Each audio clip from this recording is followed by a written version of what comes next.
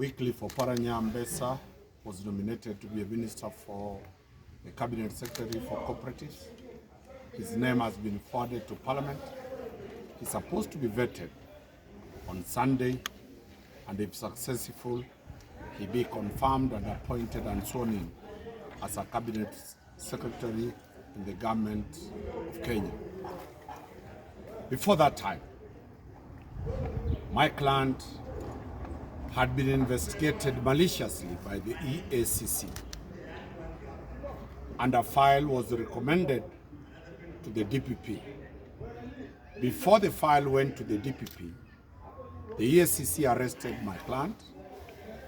We went and demanded to know why they are arresting the former governor then, before the file had been approved by the Director of Public Prosecution. Our client was released. They continued doing their investigations. They forwarded the file to the Director of Public Prosecution, who approved the charges. We were not satisfied that the charges can stand. So we rushed to the High Court, got conservatory orders to stop the prosecution of one Wycliffe Oparanya. After we got a stay, a conservatory order, we wrote back to the Director of Public Prosecution to review the file. We provided exonerating evidence. We provided evidence to show that the former governor was completely innocent. We provided bank statements, sale agreements, purchase agreements, and all the accounts of the larger Kakamega County, and the DPP undertook to review that file. The DPP reviewed the file. He forwarded the recommendation back to the DPP, to the EACC, to do further investigations. The EACC did further investigations and forwarded a complete file to the DPP. The evidence that was presented was not sufficient to charge the former governor, and the DPP wrote back advising EACC to close the file and mark that file as being no action from the EACC. There was no sufficient evidence to do that. Fate as it is, Oparanya was nominated. The EACC wrote back to the DPP declining and saying they are not satisfied. We didn't see under which section they could have written back to the DPP saying we are not satisfied with your decision. Still moving further, they wrote to the clerk of the National Assembly saying that they have not cleared Oparanya and they are objecting him being vetted. He should not be vetted because he is a person who is supposed to be charged with the criminal offenses. We have written back after receiving instructions today in the afternoon. I have written back not to the EACC now. I have instructions from my client Oparanya to sue all the commissioners and the CEO in their own capacity, in their own names, because they are not acting under the laws of the EACC.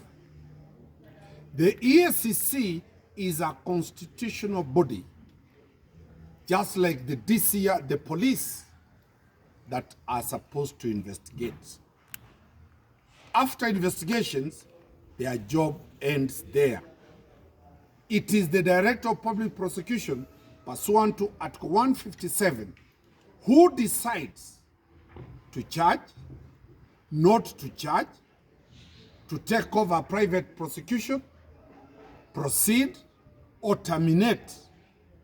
And under Article 157, the Director of Public Prosecution, one now sitting, Renson Ngonga, cannot be directed, not by the President, not by the Cabinet, not by the CDF. Nobody can direct the Director of Public Prosecution. His decision is final. A similar decision with the Balala matter, which is final. He has decided to withdraw. A similar decision to the governor, to the cabinet nominee, which is final. Where does the DPP get this power? Article 157, 111 says that the DPP can review any file, and if he finds that the prosecution is malicious, the prosecution is going to be a miscarriage of justice, if he finds out that it is not in the interest of the public good, he will terminate that matter. Under Article 157(6), he is supposed to seek the permission of the court. This matter had not gone to any court of law, and the Cabinet Secretary had not taken plea. Therefore, the DPP, is not bound to seek that permission from the EACC boss. I do recall very well the DPP who is sitting and I appeared together for interview before Twalib Mohammed. He is a member of the Public Service Select Committee that interviews directors of public prosecution. If he thought Mr. Renson was not qualified, then he could have objected Mr. Renson Ngonga to be appointed the Director of Public Prosecution. So long as the Director of Public Prosecution is there, he enjoys a security of tenure of 8 years. He has done 1.5, and he will continue doing with that. So we are doing papers from Nyamira here. We are working on the papers to go to court, and on Monday we shall sue and seeking compensation in form of defamation, because they have defamed the Cabinet Secretary that he is corrupt. Under the Kenyan law, Article 49 and Article 50 provides that it is only a court of law competent that can declare somebody unfit or somebody to be corrupt. The EACC is calling Oparanya corrupt. It is not tenable, it is recklessness, it is unprocedural, and that is why I'm in support and serious support of the EACC Amendment Bill 2024, which says the CEO and the chairman of EACC must be an advocate who is fit to be a judge of the High Court of Kenya. That person must have practiced law for 10 years and above. Because what we are seeing is a complete ignorance of the law, complete misunderstanding of the constitutional mandate of EACC, and we shall be moving to court with speed.